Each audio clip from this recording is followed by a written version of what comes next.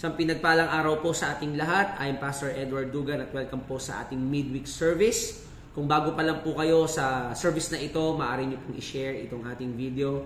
I-like na din po at i-follow na din po yung ating page. So welcome po sa mga bago po nating kasama.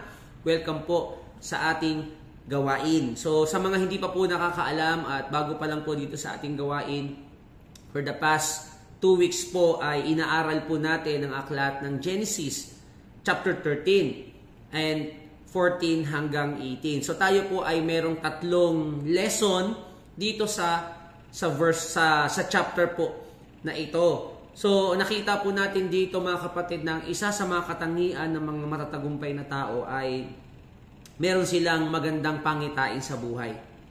Meron silang magandang pangitain sa buhay. And inaral po natin na hindi rin naman lahat ng nakikita mo ay makakabuti sa iyo. Kaya naman dapat ay alam mo yung mga karakteristik ng victorious vision.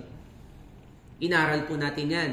At pinag-aralan din po natin last Sunday kung ano at paano ang gagawin natin for us to claim our vision. But wait, there's more. Hindi pa po dyan natatapos ang ating pag-aaralan dahil napaka-importante po ng vision sa ating katagumpayan. So tonight, we will be talking about how to conquer our vision. How to conquer our vision. Okay, so kung ready na po kayo dyan, kindly magsabi po kayo or mag-type po kayo ng amen. Kung ready na po kayo. So dito po naintindihan natin sa Genesis chapter 13, 14 hanggang 18, nakita po natin sa verse 1, sinabi po doon na si Abram ay mayaman na noon. And yet mga kapatid, hindi doon natapos ang kanyang kwento. Sabi diyan sa verse 1, mula sa Ehipto, si Abram ay naglakbay pahilaga patungong Negev, kasama ang kanyang asawa at ang pamangkin niyang si Lot. Dala ang lahat na niyang ari-arian. Mayaman na noon si Abram. Verse 2, marami na ang kanyang tupa, kambing, baka, at marami na rin siyang natipong ginto at pilak. Okay? So, nakita po natin dito mga kapatid na successful na si Abram. And yet, God called him na umalis doon sa present situation niya dahil meron pa siyang mas magandang pupuntahan. I tell you mga kapatid, hindi ko po alam ano yung sitwasyon ninyo ngayon, whether you are in a good situation or bad condition mga kapatid, but I tell you mga kapatid, there's more for you. Okay? Hindi natatapos dyan ang kwento ng buhay mo. Hindi natatapos dyan ang kwento ng buhay mo. Kailangan mo lang tumanaw. Kailangan mong tumingin uli ng maganda. Now, let me ask you this question. Sa sitwasyon mo ngayon, nakakakita ka ba ng may mas maganda pa or may igaganda pa yan? I don't care kung nasasaktan ka ngayon, nahihirapan ka, or nai-enjoy mo na yung sitwasyon mo. But I wanna challenge you right now. Tumanaw ka pa uli. Dahil may mas maganda pang gagawin sa iyo ang Panginoon. Okay? So, bago po tayo patuloy na mag-aral ng salita ng Panginoon, paano natin patuloy alamin how to conquer our vision. First, let us pray. Let us pray. Let's close our eyes and bow down our head. Let us pray. Father, in the name of Jesus, Lord, we ask for your presence to be with us right now. Bigyan mo kami ng excited na puso. Mapagpakumbabang puso, Panginoon. Excited na pag-iisip, Panginoon, upang sa ganun ay maintindihan namin, maunawaan namin, Panginoon, ang iyong salita ngayong oras na ito. At hindi lang kami makinig, dalangin ko, Panginoon, ay mabago po kami. Salamat po. Itong aming panalangin sa pangalan ni Jesus. Amen. Sabi po sa Genesis chapter 13 verse 8. Yan po ang ating pag-aaralan. Dito natin kukunin, aalamin kung paano natin i-conquer yung ating mga vision. Tanong, may vision ka ba? So, paano mo i-conquer yan? Ano ba yung vision mo? Vision ko po, Pastor, 1 year from now ay may sarili na akong negosyo. 1 year from now ay tapos ko nang bayaran yung mga utang ko. Nabawasan ko na yung mga utang ko. 1 year from now, magbibuild na akong buo ng pamilya ko. So how? Paano po? Babaguhin ko na itong karakter ko. Paano po? Okay? So sabi po sa Genesis chapter 13 verse 18, so Abram moved his tents and went to live near the great trees of Mamre at Hebron, where he built an altar to the Lord. Okay? So, sabi po ni Thomas Alva Edison, vision without execution is hallucination. Vision without execution is hallucination. So, we all know that vision is important. Ang isang kumpanya na walang vision ay hindi magtatagal. Ang isang relasyon na walang vision, ang isang leader na walang vision, walang nakikita sa hinaharap, hindi nakakakita ng magandang bagay sa hinaharap, ay mapapahamak. Mababaliwala ng sakripisyo, mababaliwala lahat ng pagod po natin kung hindi tayo marunong tumanaw sa hinaharap, mga kapatid. So how? Paano po natin mararanasan itong mga magandang bagay na nakakita natin 1 year from now, 2 years from now, 3 years from now, 4 years from now, 5 years from now, or 10 years from now? Paano mo may experience yan? Paano mo makukonquer yan? Pag naririnig po natin yung salitang conquer, ay ibig sabihin meron tayong nilalabanan, meron tayong binabasag, meron tayong tinatawid. Okay?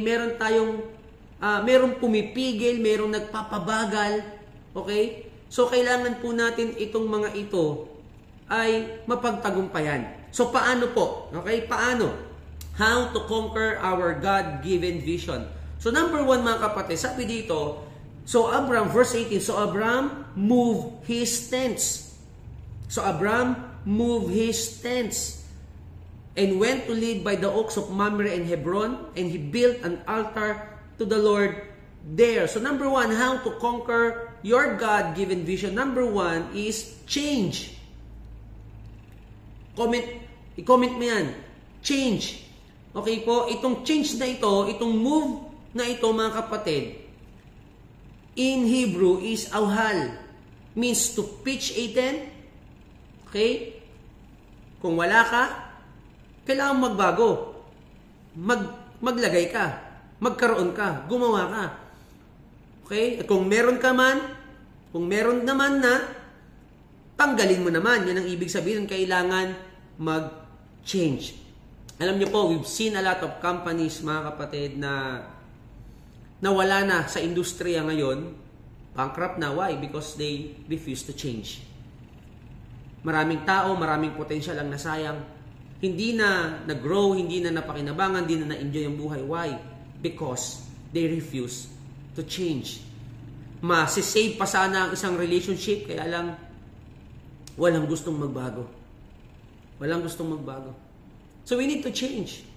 Kung gusto mong magtagumpay sa buhay, kung gusto mong ma-experience yung pangarap mo, kailangan magbago. Okay po, kailangan may baguhin kung gusto po nating may mabago.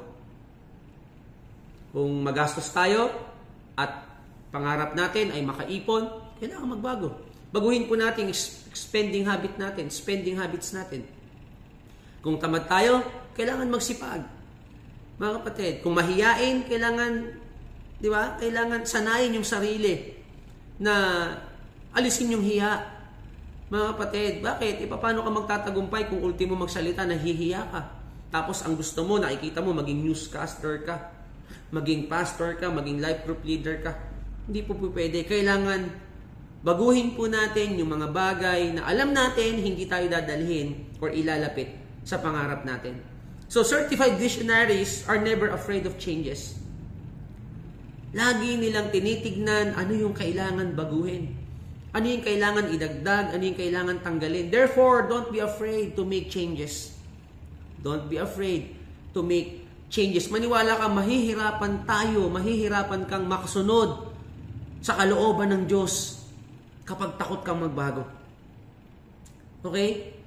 Genesis 13:18, then Abram removed his tents. Maganda na yung kalagayan niya. Pero inutusan siya ng Panginoon. Pero hiningi ng pagkakataon, dahil nagkakaaway-away na po sila, yung mga tauhan niya, tauhan ni Lot, hiningi ng pagkakataon na kailangan nilang magbago. Ano pong ginawa niya? He removed his tent. Mga kapatid, kaya naman, alam niyo po, mayaman na siya, asensado na siya, mas yumaman pa siya, at mas umasenso pa siya. Bakit? Kasi nga hindi siya takot magbago. Alam niyo po, siguro marami po sa atin, narinig na po natin yung kasabihan na you can't teach an old dog new tricks. At marami pong tao nakakalungkot na bubuhay sa ganitong kasabihan. Mga kapatid, na-apply nila sa kanilang buhay. Tila baga nasagad na nila yung opportunity nila. Tila baga parang hanggang dito na lang kami, hanggang dito na lang sila. Hindi na sila tumatanaw. Mga kapatid, kaya naman kapag tinignan mo ang kanilang buhay, puno ng pagsisisi, puno ng paghihinayang. Bakit?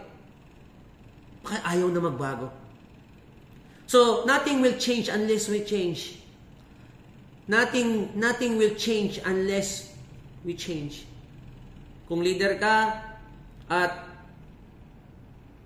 paulit-ulit lang naman ang ginagawa mo at sa ginagawa mo na yan, hindi ka nakakapag-produce ng mga panibagong leader, hindi ka nakakapag-win, tapos hindi mo binabago yung strategy mo, the way you speak, the way you move, yung way of living mo, di ba? Tamad tayo, mga kapatid, don't expect na magbabago ang result po natin. May isang tao po nagsabi na insanity is doing the same thing over and over again and expecting different results. Di ka nag-review, di ka nag-aral.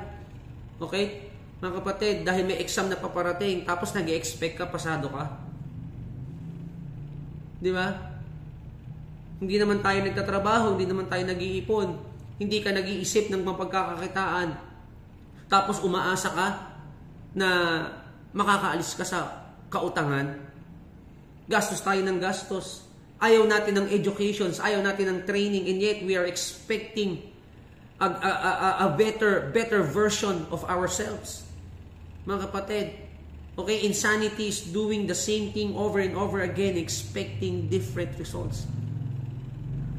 Palagi kang pasigaw, tapos umaasa ka ng kapayapaan sa loob ng bahay. Di ba? Posible pong mangyari, mga kapatid. Hindi ka nagtatithe, hindi ka nag-offering, hindi ka sumusuporta sa leader mo, hindi ka sumusuporta sa pastor mo, and yet you're expecting abundant blessing. We need to change, mga kapatid. In order for us to succeed, we must be willing to change. Okay? So tandaan po natin, mga kapatid, if you want something you've never had, you must be willing to do something you've never done. If you want something, ulitin ko, if you want something, kung meron kang bagay na gusto na hindi ka pa nagkakaroon, dapat willing kang gumawa ng mga bagay na hindi mo pa nagagawa, mga kapatid. Ano yan? Isipin mo, ano yung mga kailangan mong gawin? Baka kailangan mo ng sipagan magbasa, mag-aral, sipagang manalangin, sipagang maging disciple, maging leader, sipagang mag-church, di ba? Para naman makakuha tayo ng favor sa Lord. Mga kapatid, di ba? God is blessing you so much, abundantly, yung resources mo, ang dami-dami. Mga kapatid, baka may kailangan tayong baguhin. Okay po, para saan ba yan? Kasi baka pinasasama ka na ng mga bagay na yan, mga kapatid, baka may kailangan baguhin. Eventually, kapag pinasama ka ng mga tinatawag mong pagpapala, mga kapatid, ang kasunod niyan magiging pagpapalo. So, ayaw nating mangyari, baka kailangan may baguhin. Okay po? Hindi tayo pinagpala ng Panginoon ng wala lang. Kaya tayo pinagpapala ng Panginoon para maging pagpapala. Okay po? Alam niyo po, mahirap magbago lalo na kung feeling mo okay ka na. Mahirap magbago lalo na kung feeling mo okay ka na. Naku, nakakatakot po ito. Kasi hindi lahat ng feeling nating okay na tayo ay okay talaga para sa atin. Kasi maraming tao, tinanggap niya sa sarili niya na okay na akong maging mahirap. Okay na akong nasasaktan. Okay na akong minamaliit. Okay na akong pinagtatawanan. Okay na akong hindi tapos ng pag-aaral. Okay na ako nang nanglilimos. Okay na akong pang-imperno.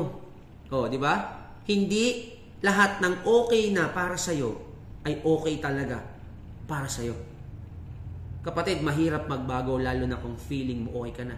Kapatid, ngayong oras na, maaari bang i-check mo yung mga bagay na ginawa mong okay sa buhay mo? Baka hindi yan okay sa buhay mo. Kasi hindi naman yan yung plano ng Panginoon sa'yo. Alam niyo po, maraming cases sa mundo, sa tao, sa atin po, na ang isang tao willing lang mag-change kapag nakikita niyang maganda ang resulta ng gagawin niyang pagbabago. Kaya lang bakit maraming tao hirap magbago? Simple lang mga kapatid, kasi hindi tayo nakatutok doon sa resulta ng pagbabagong gagawin natin. Okay po, hirap tayong magbago kasi ang tinitignan natin, yung sacrifices, okay po, na hinihingi ng pagbabago. Di ba? Yung pagod na hinihingi ng pagbabago, doon tayo nakatutok. yung gastos na hinihingi ng pababago at hindi yung resulta ng gastos. Gumastos ka nga ng magkano? 300 sa libro, 50 sa seminars, 1.5 sa trainings, mga kapatid. Gumastos ka ng ganun kalaki, sabihin na natin. Pero hindi mo nakita yung return nung pinaggastosan mo. Diba? So, hindi tayo gagastos. Bakit? Nakatutok tayo doon. Ang mahal, 1.5. Ang mahal naman yan, 30 pesos, Ignite. 30 pesos, Ablaze. Hindi ka maggagastos ng mga bagay na ganun. Bakit? Ang tinitignan mo lang, yung gastos. Pero yung makukuha mong word doon, yung makukuha mong training, yung anointing, di ba, yung wisdom, hindi po natin tinignan at tinutukan. Hindi nga talaga tayo magbabago. Simula po ngayong oras na ito, I wanna challenge everyone. Mga kapatid, simulan mong tumingin doon sa resulta ng pagbabagong gagawin mo. Huwag doon sa sakit ng katawan, di ba, na gagawin na, magja-jogging ako kasi tatanggalin ko yung malaking tiyan ko, papalakasin ko yung puso ko, di ba? Ay, wag na nga lang, bakit nakakapagod yun? Gigising ka ng maaga, sa sakit ng katawan mo, wag na lang. Kita po natin yon. Hindi natin nakita na, uy, hahaba yung buhay ko. Mai-enjoy ko pa yung family ko. Di ba? Hindi ako gagastos ng malaki pagdating sa gamutan dahil hindi naman ako magkakasakit ng matindi. Bakit? Healthy living ako eh. Hindi po tayo tumitingin sa ganun. So, hindi nga talaga tayo magbabago. Mga kapatid, marami pong tao ganyan. Mga kapatid, maraming tao ganyan po. So, tandaan po natin, it is evident that for some people, the unwillingness to change is greater than the willingness to succeed. Marami kasing tao, mga kapatid, mas malaki yung unwillingness to change nila kaysa dun po sa laki na gusto nilang magtagumpay. Oo, gusto mong magtagumpay, mga kapatid, pero mas malaki pa rin yung unwillingness to change. So, hindi nga talaga tayo magtatagumpay. So, dito po nakita natin si Abraham, pinagpala na pero gusto pang pagpalain ni Lord. Comfort zone niya na yung pagpapala niya. Yung nakaraang buhay niya. Comfort zone niya na yun. Pero tinawag po siya ng Panginoon. Meaning, mga kapatid, ayaw ni Lord, okay? Ayaw ng Panginoon, mga kapatid, na ayaw ni Lord na hindi ka lumalabas ng comfort zone mo. Okay? Isang malaking addiction ang comfort zone sa tao.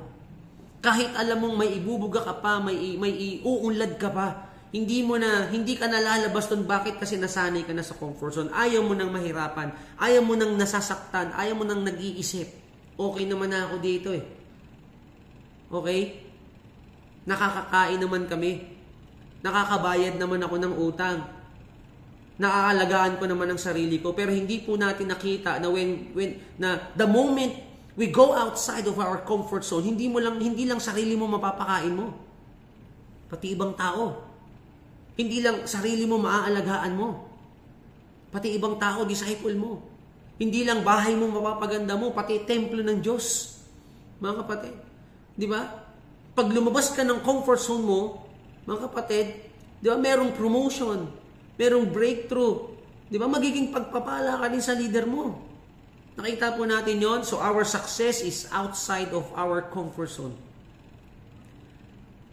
Comfort zone is the set of physical or psychological circumstances in which somebody feels most at ease and free from physical discomfort or stress. Ayaw po natin ng discomfort, ayaw natin ng stress, kaya pipiliin na lang natin magstay sa comfort zone natin.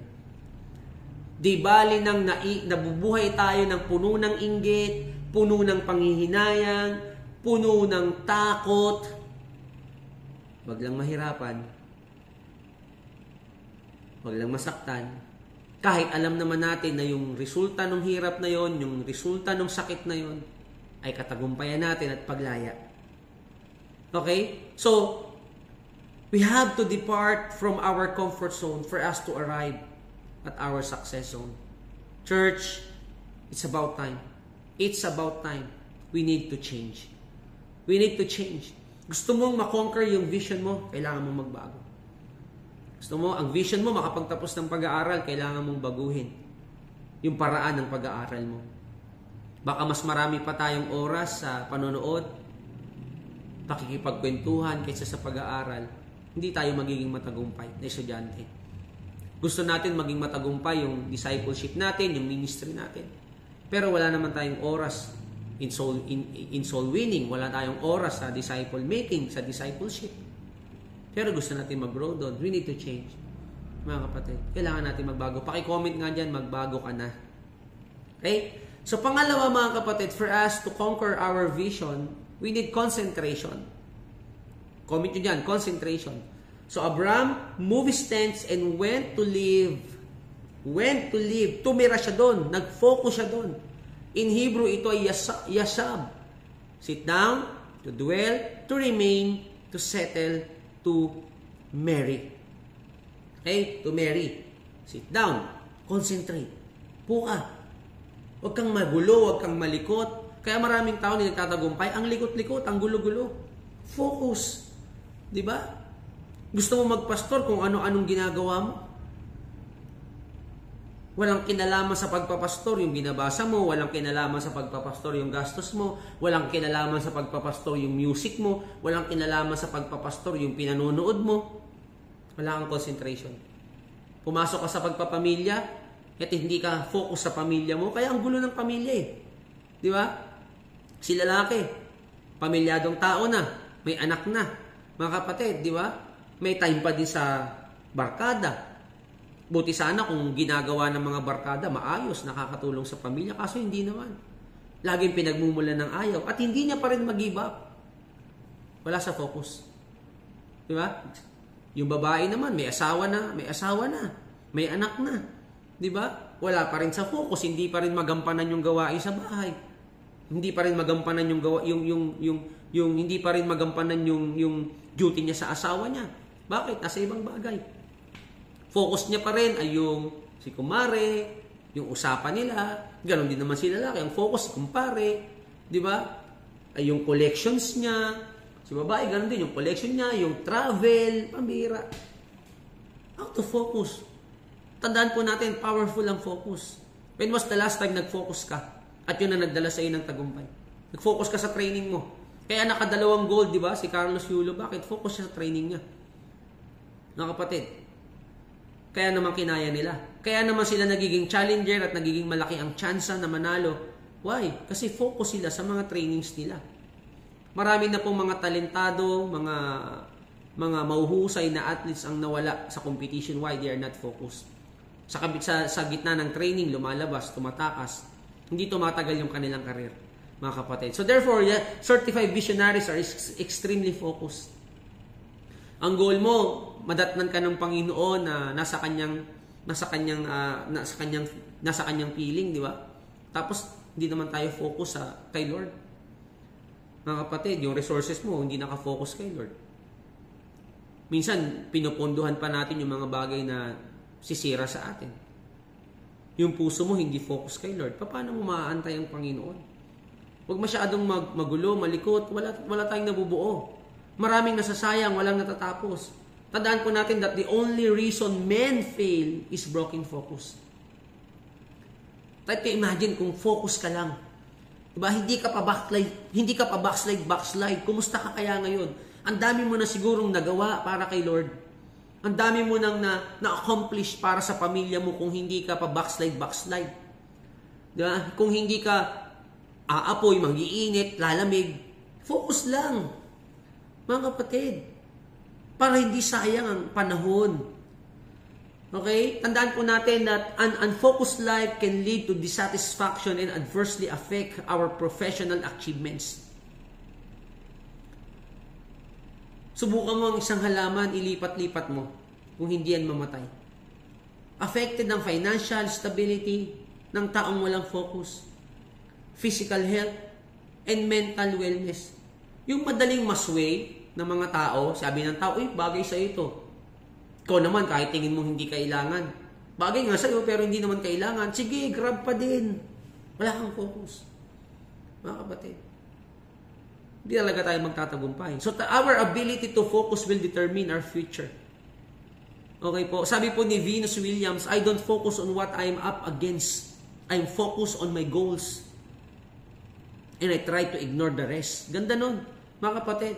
The reason why she become successful woman because hindi siya nakafocus ano ba yung mga kailangang banggain para magtagumpay. Malaki pala yun wag na nga lang. Hindi yun ang focus niya. Ang focus niya yung goals niya. Regardless kung gaano kalaki, katibay, kakapal yung mga nakaharang sa harapan niya, ang focus niya, goals niya. At kapag ang focus mo yung goals mo, mga kapatid, baliwala sa iyo yung mahirapan. Baliwala sa iyo yung masaktan. Ang tingin mo doon kasama sa proseso ng tagumpay. For example, si David.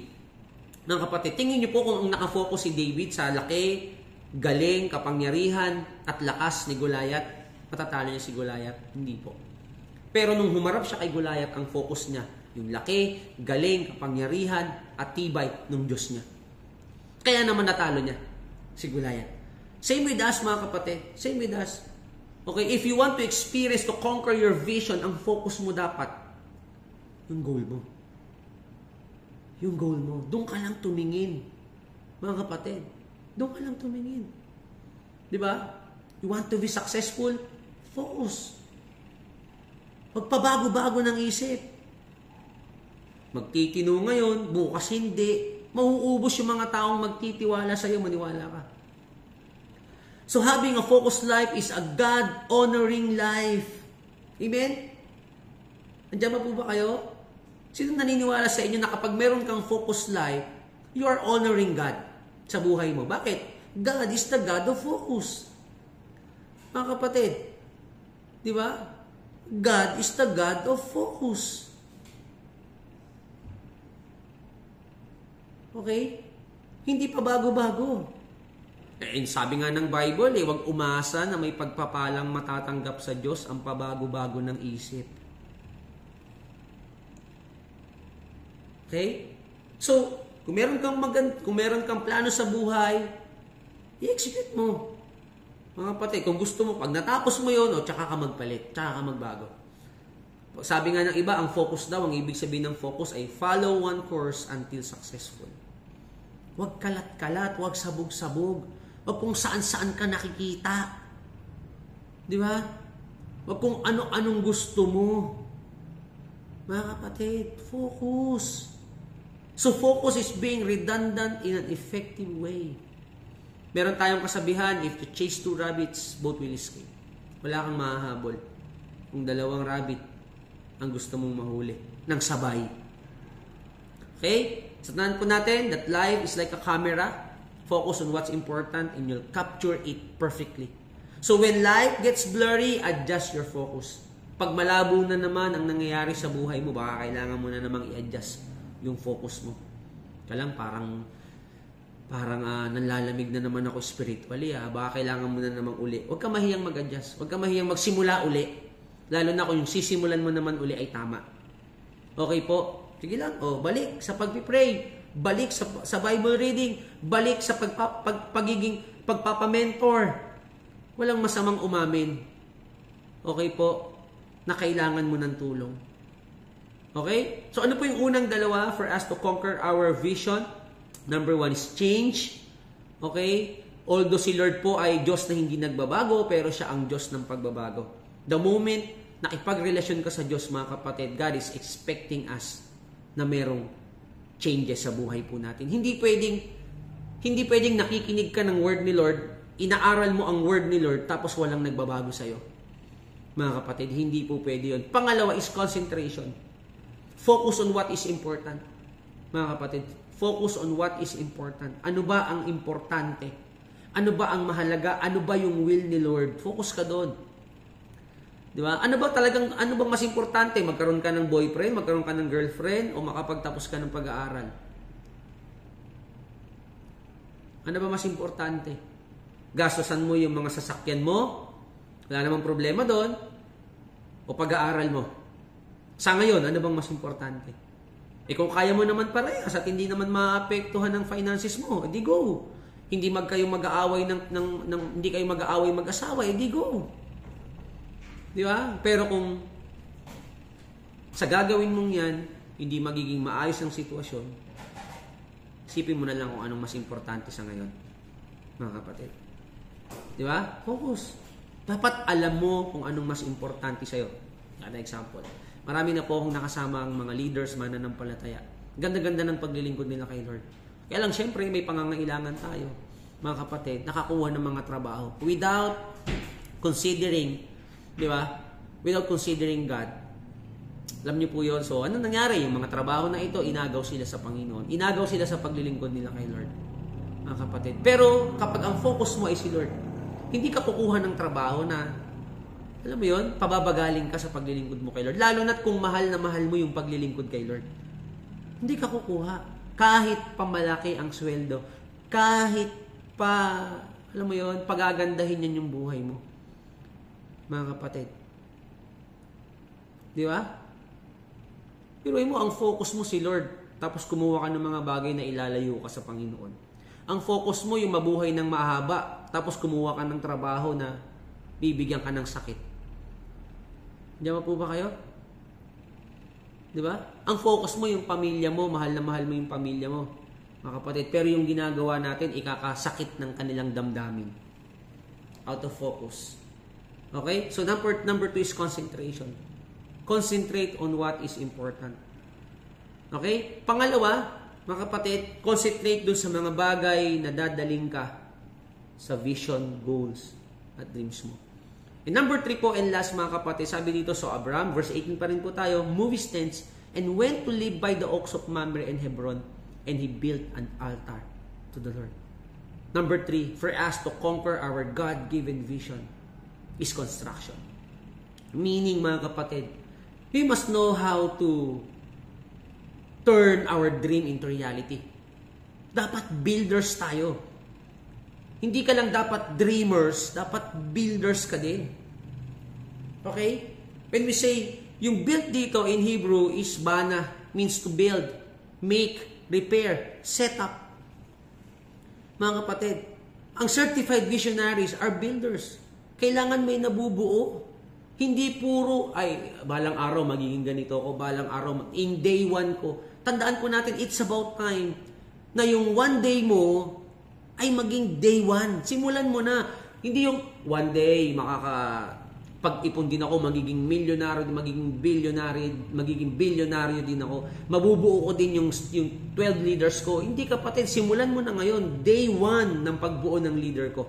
Kakausap ako ng mga tao. Mag-win ako ng mga tao. Pupunta ako ng schools. Di ba?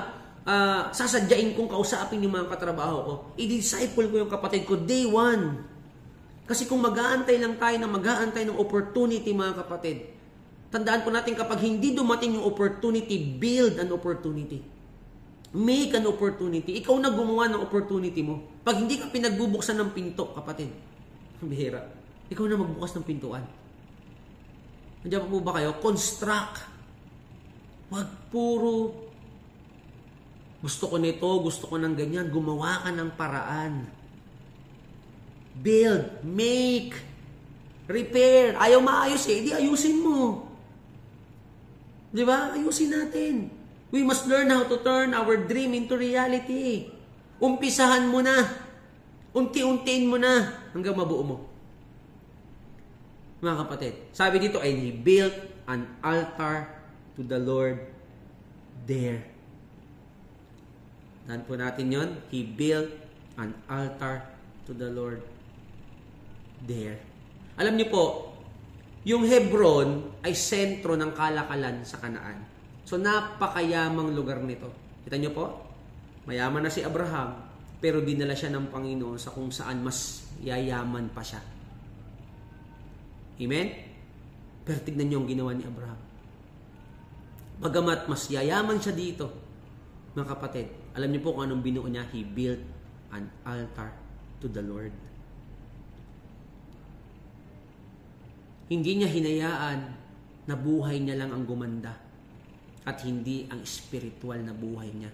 At hindi ang spiritual at hindi ang relasyon niya sa Diyos. Ulitin ko, hindi hinayaan ni Abraham na buhay niya lang ang gumanda. Mga kapatid, he built an altar to the Lord there. Hindi siya pumayag. Dapat kung gaganda buhay ko, dapat kasabay nito gaganda rin ang relasyon ko sa Diyos. Nakakalungkot maraming tao, mga kapatid, na nung gumanda ang buhay, hindi na gumanda ang relasyon sa Diyos. Hindi maraming tao, or even us, di ba, hindi natin kayang dalhin. Okay? Dalhin yung relasyon natin sa Diyos yung sa tagumpay na nararanasan natin ngayon. But not Abraham. Mga kapatid, he built an altar to the Lord there. Pinakita niya sa lahat, mga kapatid. Oo, magandang may ganito, importante yan. Pero hindi pwedeng wala kang Diyos. Kasi ang lahat ng yan ay mababaliwala kapag walang Diyos sa buhay mo, mga kapatid. Kaya nga, building anything must always be in context of worship. Meron kang bubuuin sa buhay mo, make it sure. Yung binubuo mo ay makakalugod sa Panginoon. Diyan pa po ba kayo?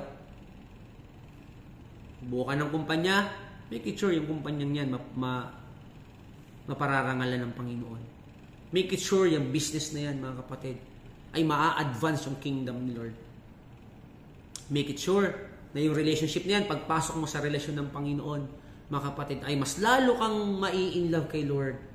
Mas lalo kang mag-grow sa Panginoon at hindi kanya aagawin sa Diyos. Always remember that the chief end of man is to glorify God. The reason why God created us, for us to glorify Him, mga kapatid.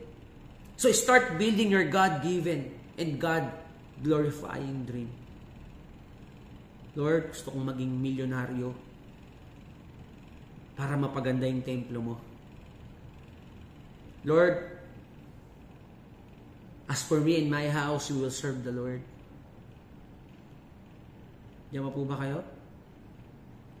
Lord, magbubukas ako ng saving account. Kasi itong savings account na ito, para sa leader ko. Kasi anything na ginagawa natin para sa lingkod ng Diyos, ginagawa natin para sa Diyos. So kung mangarap ka, kapatid, mangarap ka na mapararangalan ang pangalan ng Diyos. Or gusto kong bumili ng lupa, ilang ektarya bibilin ko. Hindi ka mawawalan dyan, Lord. Itatayo dyan sa lupa na yan yung templo mo.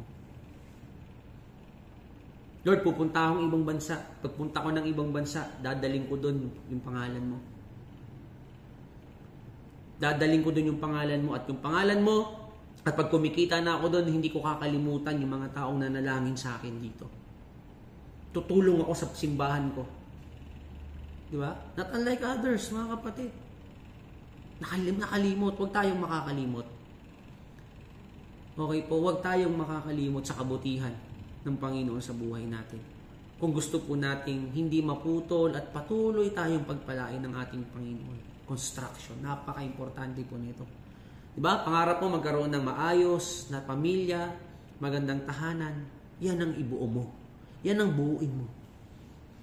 Kung anong pangarap mo, yan ang buuin mo. Tanungin kita, yung mga gawa ba ng kamay mo ngayon, yung mga salita na lumalawas sa bibig mo, yung laman ng isip mo, yan ba yung mga bagay na bubuo sa pangarap mo? Kasi kung hindi, you need to change. Kung hindi, you need to focus, mga kapatid. Kasi mahihirapan ka magbuo ng magandang bagay, mga kapatid. Buuin yung pangarap mo. Kung yung mga materialis mo naman ay iba doon sa pangarap mo. Okay? So how to conquer your vision? Number one, we need to change. We need concentration and we need constructions. We need construction, mga kapatid. So ngayon pong oras na ito, naniniwala ako nangusap sa atin ng ating Panginoon. Nangusap sa atin ng ating Panginoon. At naniniwala ako ngayong oras na ito, meron dito, God is touching your heart. Sinasabi ng Panginoon, now is the time. Now is the time. Tawagin mo ako. Tanggapin mo ako sa buhay mo. Isama mo ako sa pangarap mo. Alam niyo po, mga kapatid, sa Genesis 13:10, makikita po natin doon, si Lot, yung pamangkin ni Abraham, nung naghiwalay po sila, tumanaw din, tumingin din. At maganda rin yung nakita niya. Ito yung Sodom at Gomorrah. Pero bakit at the end of the story, sinira, pinaguho ng Panginoon itong lugar na ito? Mga kapatid, simple lang. Mga kapatid, simple lang. Kasi magugunaw at magiging abo ang lahat sa buhay natin Kahit pa maganda yung nakikita natin na bagay na yan, kung wala naman dyan ang kalooban ng Panginoon. Kaya nga hindi pwedeng maganda lang. Ay, maganda doon ako. Hindi pwede. Itanong natin sa Panginoon, Lord, maganda yon, pero ang tanong, nandoon ka ba? Gusto mo bang nandoon ako? Yun ba yung kalooban mo sa akin? Kasi kung hindi, magugunaw, maglalaho lang ang buhay natin at pangarap pag wala si Lord sa eksena. Ngayon pong oras na ito, kung ikaw itong taong ito nakikinig at nanonood ng gawain ito, at gusto mong isama ang Diyos sa journey ng buhay mo, kapatid, I want you to close your eyes right now at itaas mo yung kamay mo bilang tanda ng pag-amin. Sinasabi mo, kailangan ko ang Panginoon, Pastor. Tayo po'y mananalangin. Sundan mo lang itong panalangin kong ito. Sabihin mo, Panginoon, humihingi po ako ng tawad sa aking mga nagawang kasalanan. Ngayong oras na ito, tinatanggap kita sa aking buhay bilang aking Diyos, Panginoon na tagapagligtas. Naniniwala po ako sa iyong kapangyarihan. Salamat sa kapatawaran, pagtanggap mo sa akin at pagmamahal. Ito po ang aking panalangin sa pangalan ni Jesus. Amen. Kapatid, kung ipinanalangin mo yung panalangin na yan, I want to congratulate you. Maniwala ka, simula ngayong oras na ito, sasamahan ka ng Panginoon. Sa buhay mo, pagtatagumpayin ka ni Lord, bibigyan ka niya ng lakas, karunungan, para makonquer mo yung vision mo. So bago po tayo mag-end, mga kapatid, I wanna pray for you. Kung meron dito, may mga special prayer request ka. Kung kaya mo pang itaas ang iyong kamay, maaari bang itaas mo ang iyong kamay. Meron dito nanonood, bigat na bigat ka sa problema mo, lubog na lubog ka sa utang, pinahihirapan ka ng addictions mo. Meron dito right now, kapatid, maniwala ka, pinahihirapan ka ng pagiging addict mo sa alak, sigarilyo, sa droga, di ba, pornography. God wants to heal you. Gusto kang palayain ng Panginoon. Give your life to Jesus right now. I want to pray for you. Father, in the name of Jesus, Lord, salamat po sa aking mga kapatid na kasama ko ngayong sumasamba, nag-aaral ng iyong salita. I pray, God, for your healing sa mga kapatid ko pong may nararamdamang hindi maganda, sa mga kapatid ko pong bilanggo ng kasalanan at kalungkutan, sakit at karamdaman. In Jesus' name, God is setting you free right now. Kumikilos si Lord sa sitwasyon mo, pinapalaya ka ng Panginoon, may pag-asa ka pa, maniwala ka. Darating ang tulong sa'yo. Sa mga meron dito, ang pakiramdam niya mag-isa lang siya sa buhay, maniwala ka, ngayong oras na ito, yayakapin ka ng Diyos. Bibigyan ka ng kapayapaan ng Panginoon. Pinalalakas ka ng Panginoon. Bibigyan ng purpose ni Lord ang buhay mo. Tatanong ka kung para saan ka ba. Kapatid, sa pagsuko mo ng buhay mo kay Lord, bibigyan ng purpose ni Lord ang buhay mo. Salamat po, Panginoon, sa oras na ito. Dahil nagpapagaling ka, nagpapala ka, nagbabago ka ng mga buhay. Meron kang mga relationship na aayusin, matagal nang sira. Mga pusong tuturuan mo magpatawad kung paano mo kami pinatawad, Panginoon. Ganon din ang kapatawaran na mabibigay namin sa aming mga kapwa.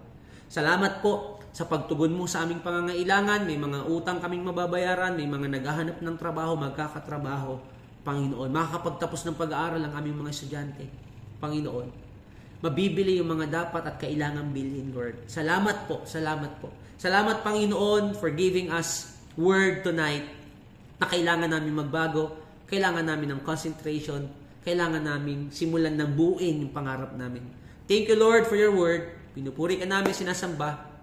At ngayon po, before we end this celebration, midweek celebration, kung kaya mo pang itaas ang iyong kamay, taas mo lang yung kamay, at tanggapin mo itong pagpapalang ito na from Numbers chapter 6, sabi doon, every time babanggitin ito ng lingkod ng Diyos, tanggapin mo sa iyong mga pagpapalang ito. So right now, amazing people of the Lord, may the Lord bless you and take care of you. May the Lord be kind and gracious to you. And may the Lord look on you with favor and give you peace. Father, we receive all this blessing in the mighty name of Jesus. Lahat po magsabi ng Amen and Amen. God bless you po. See you sa Sunday at sa next week po na ating midweek service. God bless po. Shalom.